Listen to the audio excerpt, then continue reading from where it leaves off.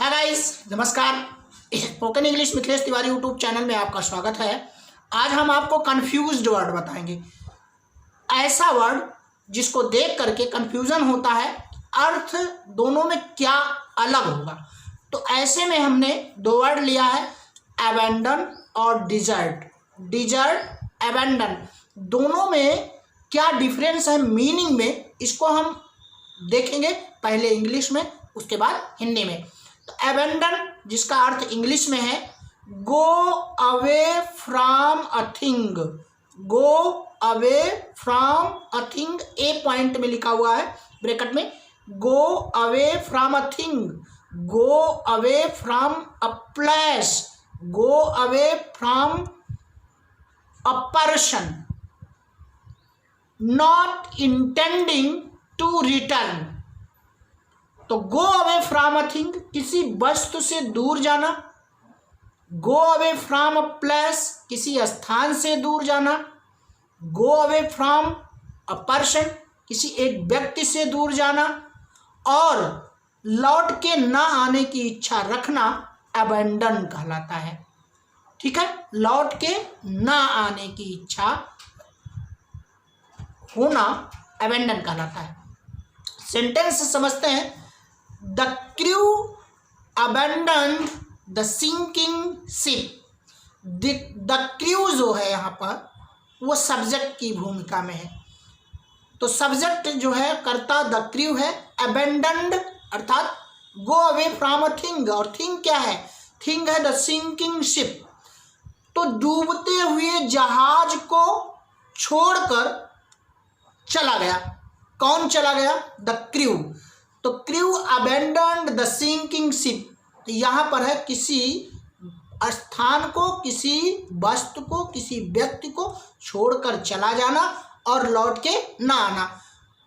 तो क्रू डूबती हुई जहाज को छोड़कर चला गया। अब चला गया तो लौटेगा नहीं।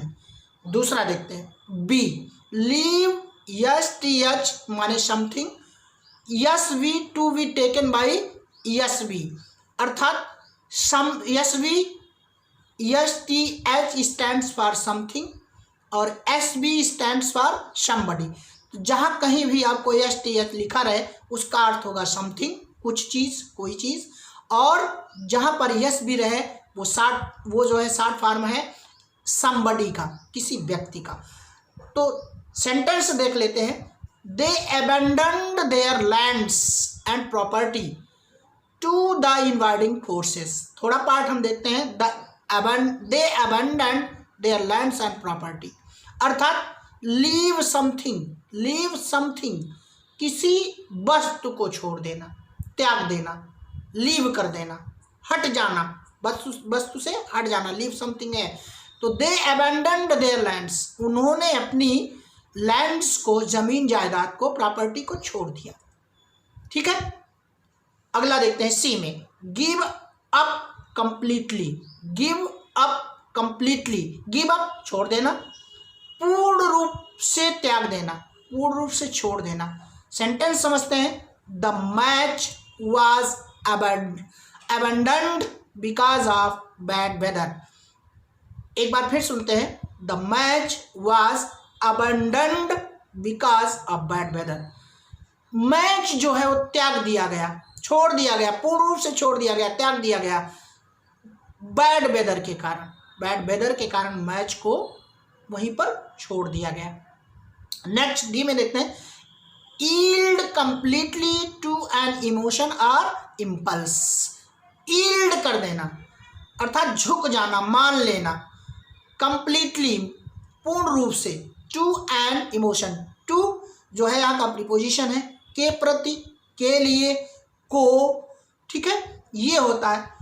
तो यहाँ पर सेंटेंस समझते हैं। ही abandoned himself to despair.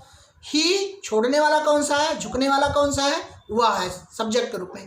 He abandoned himself, अपने आप को उसने क्या कर दिया, झुका दिया, अपने आप को झुका दिया। किसके प्रति? डिस्पेयर के प्रति, निराशा के प्रति उसने अपने आप को झुका दिया। और डिजर्ट में देखते हैं। डिजर्ट का क्या अर्थ है? Leave somebody without help or support. किसी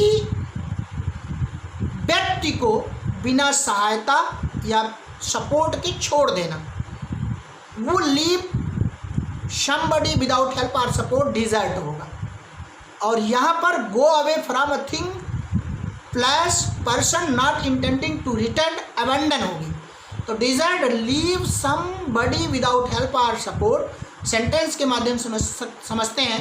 ही deserted his young wife and went abroad. He deserted past indefinite की पॉजिटिव है, वर्ब की सेकंड फॉर्म है।